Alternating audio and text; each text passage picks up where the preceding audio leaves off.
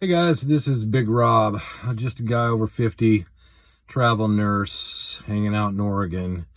You've seen a lot of bickering on Facebook lately about nurses' rates, contracts being cut, your rates being cut, things like that. Travel nurses, let me tell you something.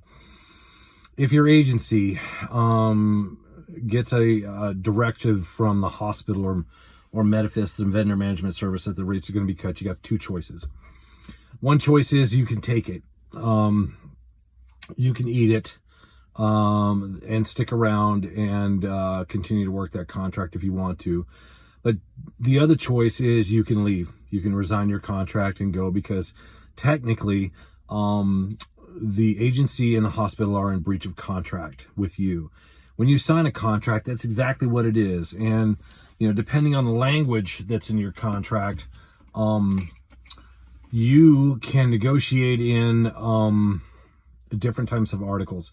If you're smart about things, if you're really paying attention, you'll do things like you'll negotiate in a cancellation fee. If your agency is reluctant to do that, then find an agency that will write you those contracts. You can negotiate in your wages and then have a guarantee that those wages will be paid. You can negotiate in your hours and have a 36 or a 48-hour guarantee. You can negotiate these things in your contract. And then when you sign that, that's an agreement between you, your agency, the vendor management service, and the hospital. So about these wages being reduced, it's a market flex. Large part of that is that a lot of nurses have jumped into travel nursing because they've seen the lucrative contracts, and now the FEMA money is running out for these hospitals, and they want to hang on to it. But the biggest thing is I'm gonna teach you a lesson that a lot of nurses don't know. Nursing and nurses are the largest probably labor expense in hospital systems, and so they're constantly looking for ways to get as much work out of you and pay you as little as possible. So I hear nurses talking about showing up at these hospitals and taking med-surg assignments of 8 patients and things like that. Let me just tell you something. 1975 called and they want their staffing levels back. And so if you're still working in a hospital that obligates you to take 7 or 8 or 10 patients on a med-surg unit, you need to quit that hospital. That's going to cost you your license. Okay.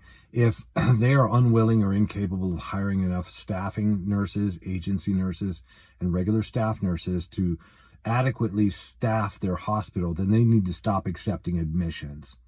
Okay. That's what needs to happen. But I'm going to tell you a little secret that you probably don't know about your hospital system. There are 5,200 plus hospitals in the United States. Fully 1,300 of those hospitals and hospital systems are owned by private equity groups. Now, if you don't know what a private equity group is, some of the largest ones out there in the world are like KKR, Blackstone Group, and there's probably 25 of the biggest one. You can look them up on Google if you want to do your research on that. But these hospital systems are owned by private equity groups, and traditionally their business model is to buy distressed businesses or businesses that are hurting financially and either turn them around or split them up and liquidate their assets. So you obviously don't want to do that with a hospital because hospitals serve community purposes. And so they take care of human beings, they provide services. And these private equity groups are going to do everything they can to wring as much profit out of them so that later on down the line, 2 to 3 or maybe even 4 or 5 years, they can sell it to another investor or another private equity group and move on. Now, how do they do this? Well, what they do is they borrow the money from banks. And let's say you want to go buy a hospital system, and to keep the math simple, it's $100 million. So they might come in with $5 or $10 million and borrow the rest of it from a bank. And while they're paying off that debt, what they're doing is wringing as much money out of that hospital as they can, forcing patients to shoulder additional cash burdens, attaching their homes, attaching their assets, suing them when they can't pay their hospital bills. This happens in America. And the advantage of that is they can get a lot of return on the investment of borrowed money.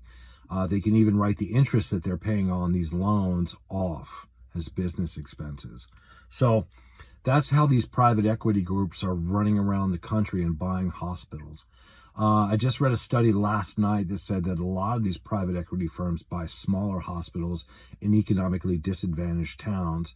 And so they start firing more nurses. They put CEOs and people in charge of these hospitals that are going to run staffing ratios of 6 to 8 to 10 patients per nurse. They'll run an emergency room, but they'll make that nurse in the emergency room or two nurses bounce back and forth between med surg and the emergency room.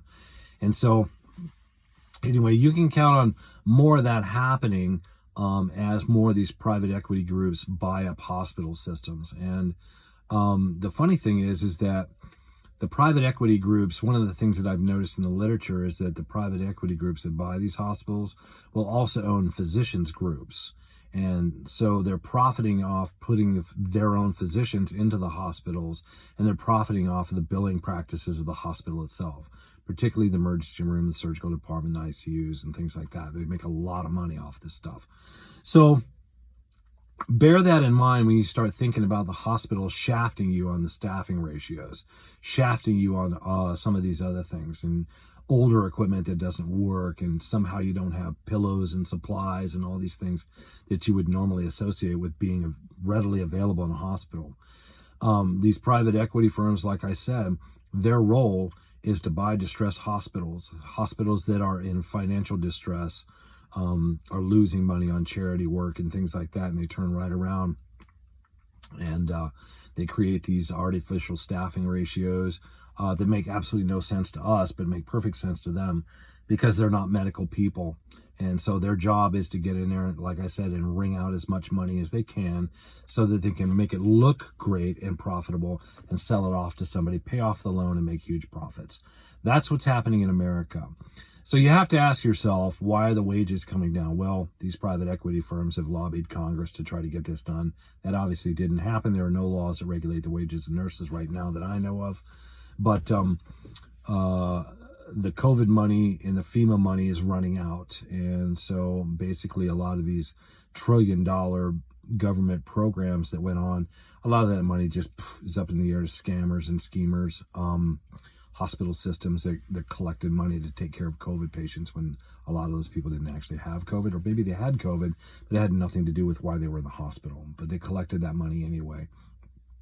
And anyway, the other part of that is that, like I said, the market is driving the cost of nursing down because there are a lot more. There are thousands of nurses in the travel game.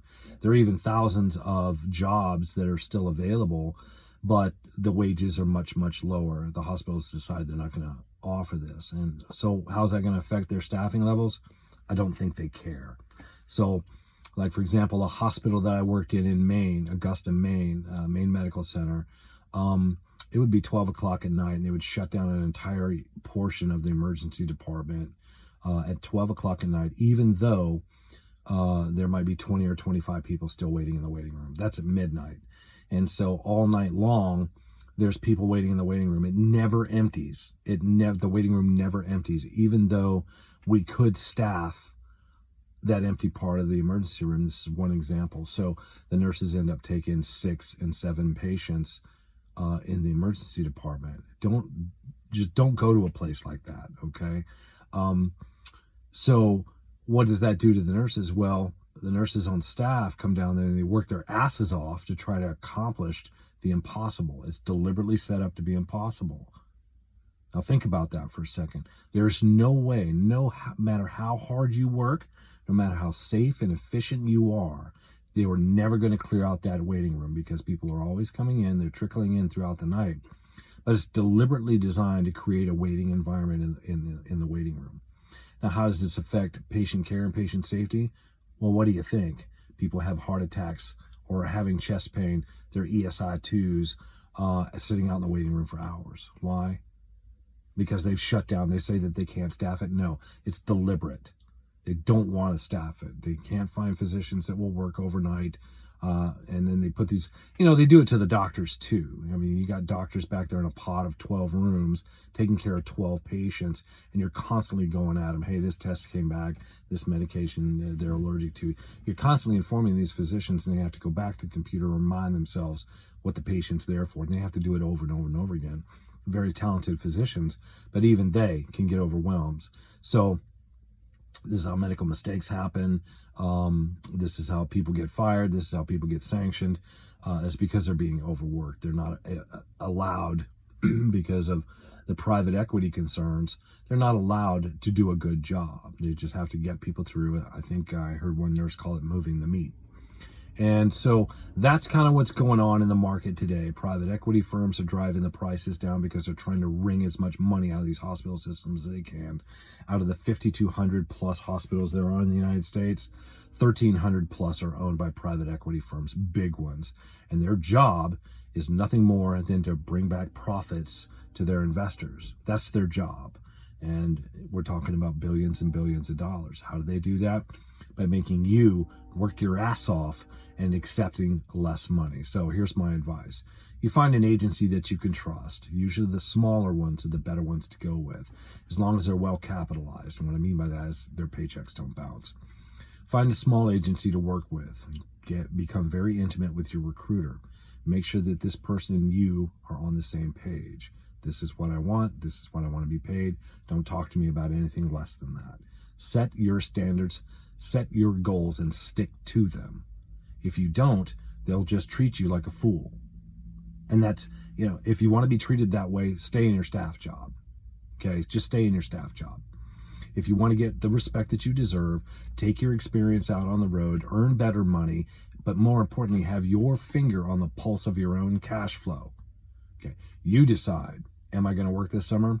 Maybe I don't feel like it. Am I going to work the holidays? Maybe I don't feel like it. I got 5 or 10 years on me. I'm tired of being paid $55,000 a year and working my ass off. I feel like I deserve more. You need to take charge of that. Okay? So if you find yourself a nice small recruiter, a small place to work, get to know those people intimately and make sure they understand where you're coming from. If they change my wages, if they change my working conditions, if they violate this contract in any way, shape, or form, they are in breach of contract and I'm done.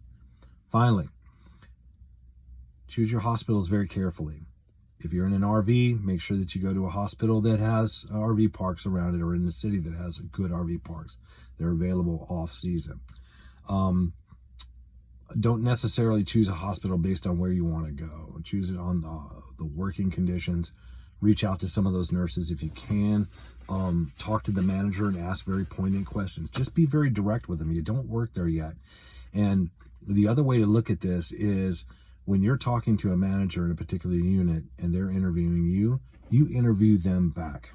For example, how many pediatric patients do you see in a day? Am I going to be expected to float to a unit I'm not familiar with? Sometimes these agencies will write language into the contracts that say that you can be floated as to the needs of the hospital. If that's not something you're comfortable with, don't sign the contract or have the language removed. Okay? But you need to choose your hospitals based on your interview with the director. If that person tells you anything like you'll only take 4 patients, talk to people, find out how much, what their average daily census is, how much they're expected to take. Am I going to be working the trauma stuff? Am I going to be involved in resuscitations if I want to be, that kind of stuff. So there's that. You interview them, they interview you. And if you feel even the slightest bit hesitant, don't go to that hospital. I just talked to a nurse upstairs. I just got off an ICU shift here in Oregon. Just talked to a nurse upstairs who said that they told her staffing ratio, they would be taking no more than 5 patients on night shift. She gets there, they're taking 6, 7, 8 patients, sick people, 8 people, no CNA, don't care if they got a CNA, routinely didn't have, so they're doing primary care nursing on 8 people in a telemetry unit. That's absurd. These people are sick, they're in the hospital, they deserve to be cared for by someone who isn't distracted by meaningful rounding charts and ridiculous care plans that don't do anything to help patient care, or any other exercise, nursing maneuver, whatever you want to call it, that doesn't benefit or contribute to nursing care. So, let's close this down and just say private equity groups, if you work for a hospital, maybe just look and see who they're owned by. Do your research and your diligence. You are going to be expected to take a higher than normal level of patients in these private equity hospitals. Number two, pick an agency that's small. Become intimate with your recruiter. Make sure she understands or he understands that you're a serious person and that you take what you say very seriously. Set your boundaries. On a final note of that, the word agency. Let's talk about agency for just a second. An agent is someone that you hire to work for you. Okay, agents of the government work for the government. Real estate brokers and lawyers, their fiduciary responsibility as your agent is to act in your good interest, in your best interest. Your agency's job is to operate in your best interest. Okay, and because they operate in your best interest, they benefit from that. They profit from that. Okay, but if they're not operating in your best interest, if they're not acting as your fiduciary, if they're not acting in good agency towards you and with good ethics towards you, fire them. That's within your purview to do. These people work for you. You do not work for them. This is going to be something that agencies don't want me to tell you. You don't work for them. They work for you. Put them to work for you. Make them find you the good contracts, well-paying contracts in reputable hospitals. They're out there. I promise. They're out there. So, that being said, choose your hospitals carefully, interview your supervisors. Peace out to you. I'm going to go get some sleep. This is Big Rob. Have a good one.